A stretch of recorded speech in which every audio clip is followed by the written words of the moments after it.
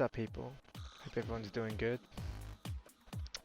Today I'm just going to be making a short little video, or I'll try to make it short as short as I can, a tutorial on how to play War Thunder, because I have seen a lot of people asking me what in my streams what I can give them in terms of advice, and I'm just deciding to make a video to help more people out, because it seems to me that a lot of people seem to struggle, especially on console, with playing War Thunder. It's a very difficult game with a high ceiling cap, so its skill level, although it doesn't require a lot of skill, can take quite a large amount of time and effort to really be quite skilled at the game. So I'm here to short track you into getting better at the game.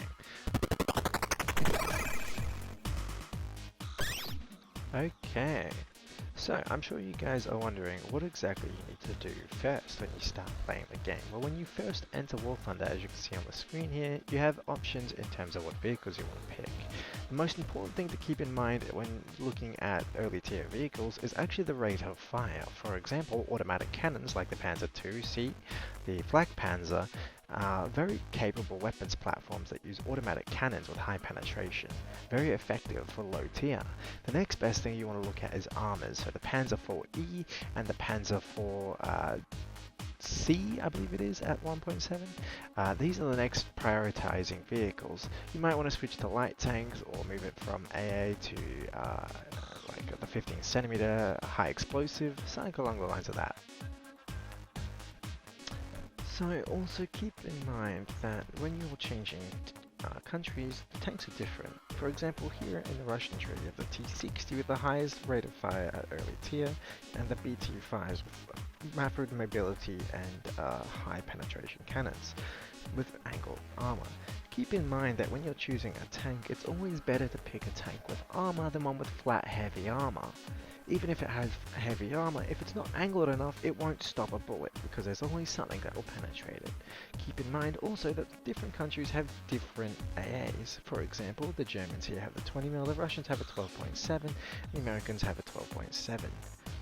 Keep in mind that when you're choosing the vehicles, a high rate of fire and a high reload rate is always better than something that has a higher caliber. Also, when choosing a tree, make sure you're actually choosing the tree you want. Go down the tree that you're looking at, or the vehicles that you're looking at, to the very bottom to find out exactly what you're going to get in the future. That way you're not picking something that you're going to dislike or feel like you're having to grind through, but something that you'll actually enjoy. This is imperative because this game takes a long time to actually get major progress. Through the mid tiers, it's very quick to go through the middle, but once you get to the later stages, it takes a lot longer, so make sure you're picking tanks that you actually want to take the time to get. You guys take a quick moment, if you'd like, to go back through this video and check out the different types of trees and what they have to offer. I looked down the three major trees of US, Germany and Russia. There is also Britain, which is also considered a major tree. As you can see, I've got quite a lot of vehicles in a lot of different countries.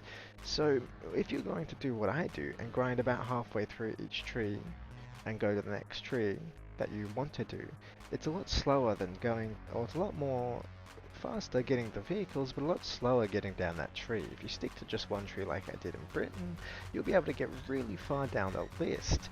Keep in mind that all the different vehicles here are very, very different, and characteristic is unique for each vehicle. I only look at them for a split second, but if you need to, go back and pause the video on each of these vehicles so that you know exactly which one you want. I'm now going to go through a couple of trees with double the speed. I've just fast forwarded this section so you guys could take a look at all the different vehicles that I'm looking at in case you haven't played the game, so you can see exactly what there is to offer in each tree. Don't worry, this won't take too long. It's just a couple of different vehicles you guys will get to enjoy taking a look at. Again, at any point in time, if you like pausing this particular section so you can see each of the different vehicles, feel free to do so. After this, we will be discussing premiums and how to fast track any tree. Okay, I hope you guys will enjoy.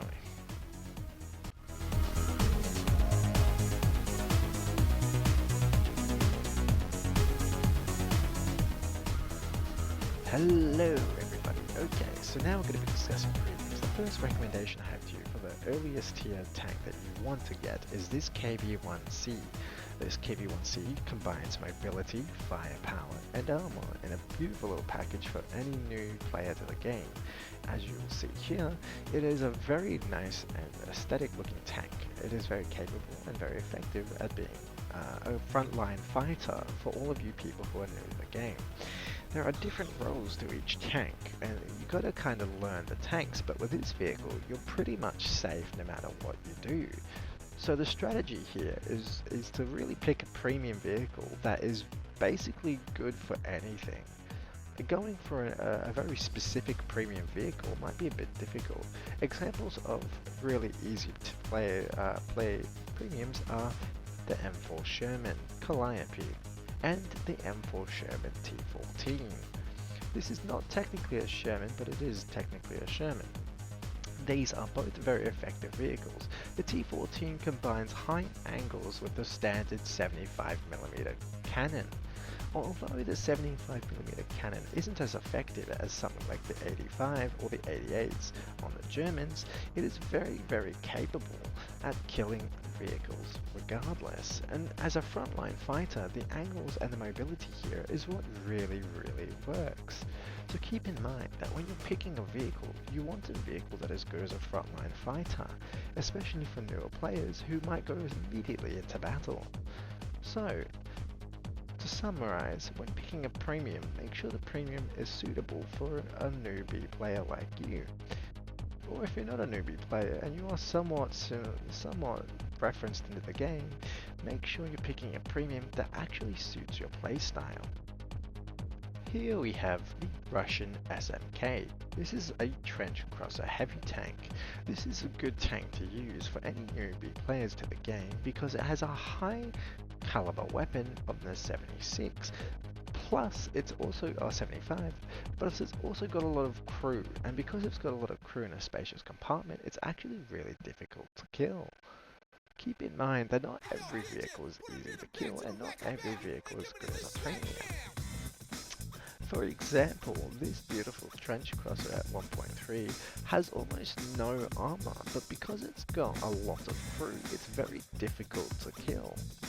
So it's a good early tier premium if you just want a quick little boost into the game that is relatively cheap. Keep in mind that everything you pick has to be well balanced for your budget. If it's too expensive, don't buy it. And the best time to buy premiums is on Christmas and or the anniversary for War Thunder. These two times are the best possible times for you to buy any kind of premium currency and or premium account and or premium vehicle. So always make sure you're picking and choosing when you buy something and don't impulsively buy it.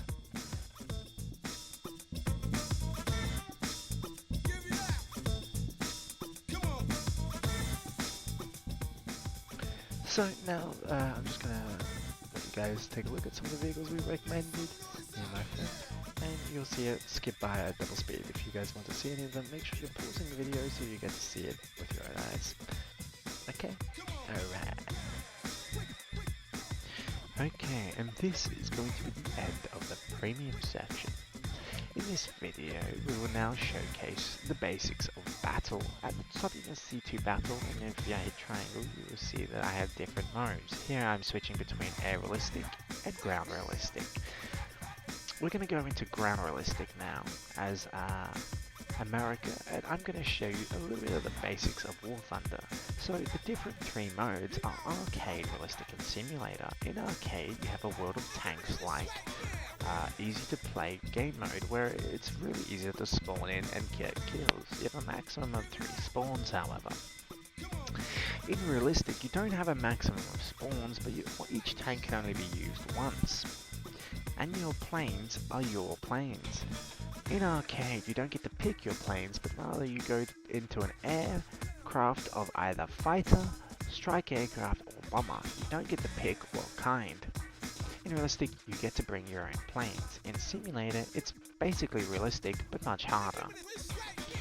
Here I'm showcasing the situational awareness. In War Thunder, situational awareness is the number one thing to keep in mind. This applies to both planes, helicopters, ships, or tanks, as you can see. Identifying the tank in front of you is imperative in Simulator, and in Realistic, it helps you to idea how to kill a tank. The same can be said for planes. If you know what the plane is, and you know its weak point, then you know how to kill it. As you can see here, I'm displaying a level of where I am shooting. With the horizontal line, I was showing you where I'm hitting exactly on the line. So you can see that bullet trajectories and characteristics are within the game. Partial penetrations, full penetrations, and bounces and non-penetrations are all showcased in the game. As you can see, I'm angled, but he's still able to partially penetrate. He's not fully killing me, the Ps4, but I can't really pen the Ps4. However, the video will skip ahead to me killing the Ps4, and you'll see that in another video, but for the most part, I'm trying to showcase exactly how physics in the game work. Additionally, as I said, you want to keep situationally aware, and keep in mind that War Thunder is a team-based game, so do your very best to help your team. In some cases, you may think that it's not worth it, but you do get a bonus for winning the game. And therefore, it's trying to incentivize people to actually play as a team. With that, that'll be all for this video. You'll see I get shot in the side by the Ps4 because I wasn't being situationally aware. And with that, we'll end the video. So thank you guys so much for watching. I hope all of you have enjoyed, and I will see you in the next video. There will be a second video on tanks. So we'll see you then. Bye bye.